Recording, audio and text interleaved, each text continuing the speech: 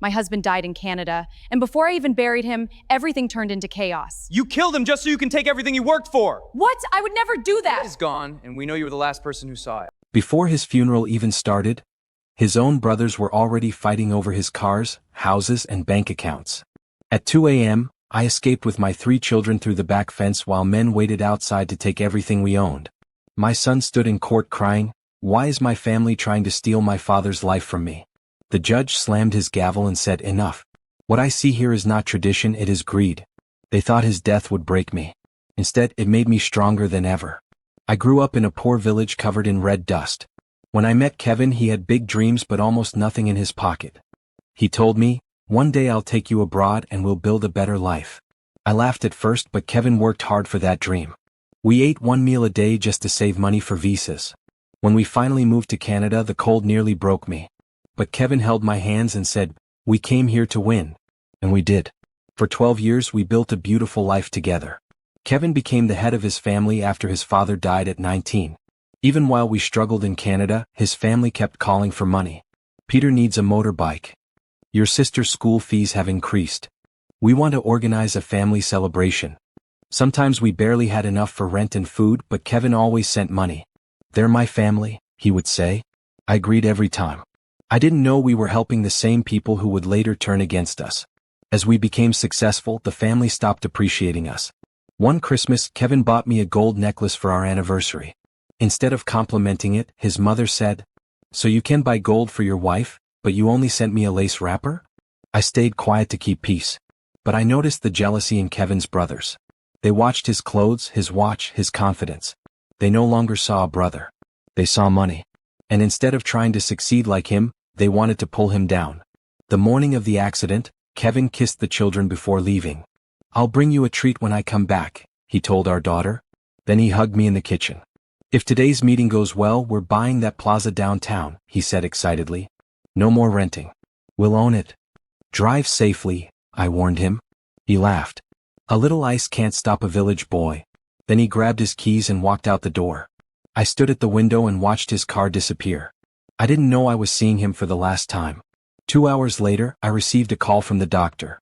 "Hello, are you Mrs. Kevin?" "Yes. Your presence is urgently needed at the hospital."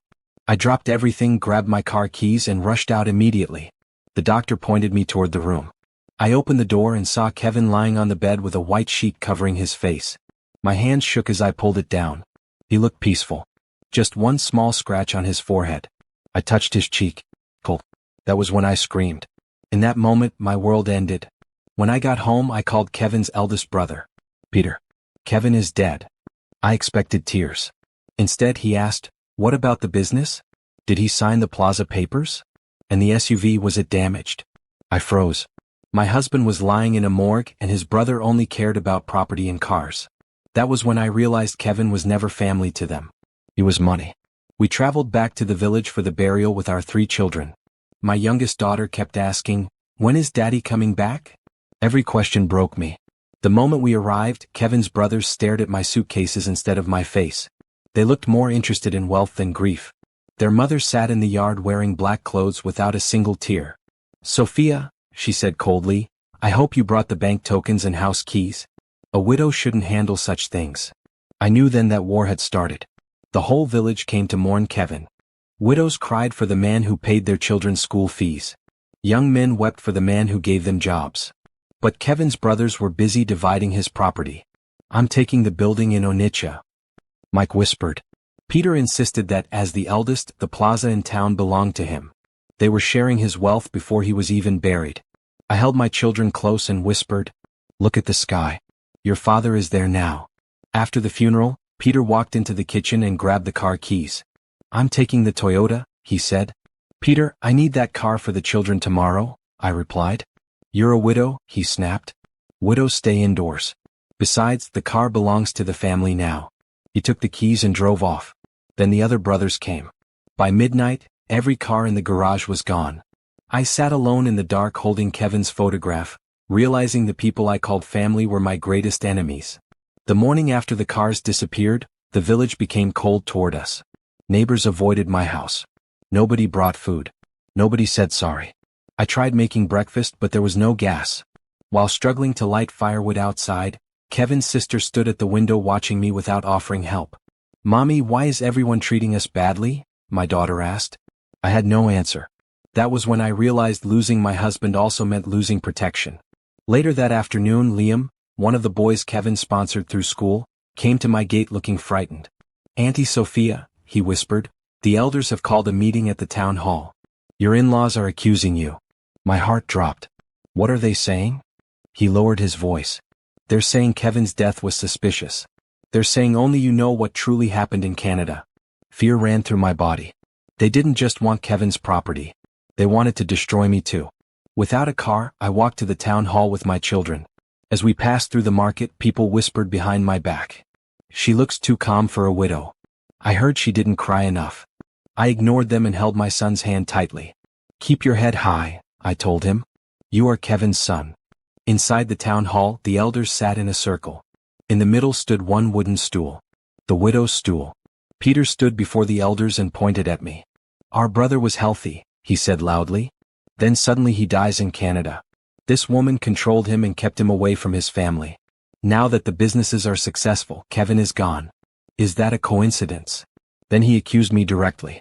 "The person who benefits most from a death is often the one behind it." The entire hall went silent. Then Kevin's mother stood up and threw her head wrap on the floor. "My son is dead," she cried. "Before Kevin married Sophia, he was strong. After marriage, she changed him with her foreign ways. I saw it in a vision. She brought darkness into this family. She pointed at me with hatred in her eyes. She killed my son to take his wealth." Her words hit harder than a knife. The head elder looked at me. "Sophia, what do you have to say?" I stood up slowly. "I am not a stranger," I said firmly. "I suffered beside Kevin when we had nothing. I worked beside him for 12 years. If I wanted money, why would I struggle with him from the beginning?" Then I pointed at my children. "These are Kevin's children. His blood. Will you punish them too?" For a moment the elders looked ashamed. But Peter quickly interrupted. "Enough. She must hand over all property documents, bank details, and keys today. If not, she will be banished from this village before nightfall." After the meeting, the compound felt dangerous. Kevin's brothers placed men outside the gate, waiting to seize my documents and property by morning. I sat in darkness with my children. "Mommy, are we safe?" Kevin Jr. whispered. "Yes," I told him quietly. "But we have to leave tonight." I packed our passports, marriage certificate, police reports, and the little cash I had hidden away. I knew if we stayed we would lose everything. At 2 a.m., the guards outside finally fell asleep. I led my children through a hole in the back fence and into the bush. We walked for miles in silence. My youngest grew tired, so I carried her on my back while holding the others by the hand. Finally, a night bus appeared on the road. "Please," I begged the driver. "Take us to the city." As the bus pulled away, I looked back at the village. "I'm leaving as a widow," I whispered, "but I'll return as a warrior." When we reached the city, I rented a hotel and my children and I stayed there for a while. I visited law offices searching for help, but most lawyers turned me away. "Family land cases take forever," one said. "Go and settle with your in-laws." I almost gave up. Then one afternoon, a man in a black suit stopped beside me while I sat outside with my children. "My name is Barrister Williams," he said. "Tell me what happened." For hours, Barrister Williams listened to my story. I showed him the documents, photos of the stolen cars, and police reports. After reading everything, his expression hardened. "Your in-laws committed crimes," he said. "Theft is not tradition. False accusations are not tradition." Then he leaned forward. "We're taking them to court. We'll recover every property they stole." For the first time since Kevin died, I felt hope. Back in the village, Kevin's brothers celebrated like kings. Peter drove Kevin's SUV around town, spending money carelessly. The widow ran away because she's guilty, he told everyone. Then the court bailiff arrived with police officers. "Peter Okafor?" the bailiff asked. "Yes. I'm the head of this family. You and your brothers are ordered to appear in high court on Monday. And if you touch any property in this house again, you'll be arrested immediately." Peter's glass slipped from his hand and shattered. Their celebration ended instantly. Monday morning, I walked into court wearing black. Kevin's mother arrived with village women singing songs against me. His brothers came dressed in expensive lace outfits, looking confident. But everything changed when the judge entered. He looked at nobody's clothes. Only the law. This court is now in session, he announced. The case of Sophia Okafor versus the estate of Kevin Okafor begins today. The courtroom fell silent as Peter stood before the judge. "My lord," he said, pretending to be emotional, "we only took the cars to protect our brother's property." Barrister Williams stood up calmly. "If you were protecting the children," he asked, "how many times did you feed them? How much school fees have you paid?" Peter froze. Then Williams exposed him. "You were seen spending stolen money at clubs while Kevin's children suffered. You are not protecting this family. You are stealing from it." Kevin's mother entered the witness stand crying loudly. "She killed my son," she shouted. "Canada destroyed him."